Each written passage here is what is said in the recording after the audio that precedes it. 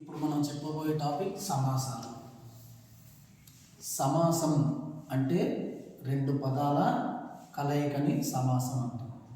అదే రెండు పదాలని విడదీస్తే అది విగ్రహవాక్యం అవుతుంది. ఇప్పుడు సమాసాల్లో అనేక రకాలు ఉన్నాయి. అందులో ద్వంద్వ సమాసం.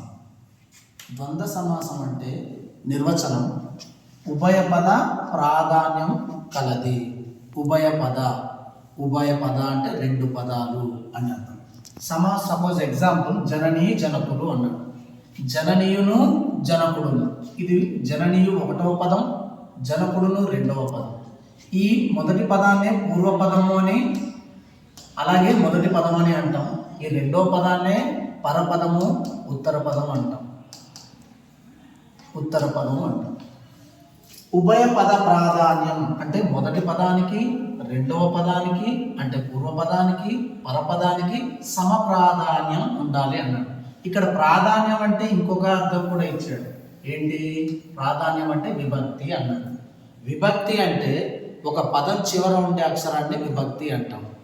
ఇప్పుడు జననీయును జనకుడును, ఈ జననీయులో చివర ఉన్న అక్షరం ఏంటి? ను. జనకుడులో చివర ఉన్న అక్షరం ఏంటి? ను. ఈ నూని నిన్నులను కూర్చి గురించి విభక్తి. కాబట్టి ఈ ను అనేది మొదటి పదంలోకి చివర వచ్చింది, అలాగే రెండవ పదం చివర కూడా వచ్చింది. అంటే రెండు పదాలకి సమ ప్రాధాన్యం ఇవ్వబడింది. అంటే ఒకే ప్రాధాన్యం అంటే ఒకే విభక్తి రావడం జరిగింది. కాబట్టి ఉభయపద ప్రాధాన్యం కలది అయింది. ఉభయపద ప్రాధాన్యం ఎప్పుడైతే ఉందో అది ద్వంద్వ సమాసం అవుతుంది. రెండో ఎగ్జాంపుల్ చూద్దాం. ఫల పుష్పములు, ఫలమును పుష్పమును, ఇక్కడ నువ్వు వచ్చింది, ఇక్కడ నువ్వు వచ్చింది. మొదటి పదంలో ఎటువంటి ప్రాధాన్యం ఉందో రెండో పదంలో కూడా అదే ప్రాధాన్యం ఉంది. ఉభయ పదాలకి ప్రాధాన్యం ఉంది. ప్రాధాన్యం అంటే విభక్తి ఉంది. కాబట్టి ఇది ద్వంద్వ సమాసం ఉంది. భక్ష్య భోజ్యములు, భక్ష్యములను భోజ్యములను, నువ్వు వచ్చింది.